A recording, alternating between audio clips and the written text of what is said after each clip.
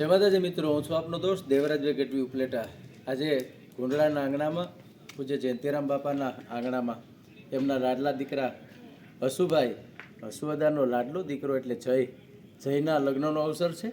એ લગ્નના અવસરને દીપાવવા માટે આજની રઢિયાળી રાત્રિએ સુંદર મજાના લોક સાહિત્યના એક ડાયરાનું આયોજન થયું છે। એમાં હું આવ્યો છું।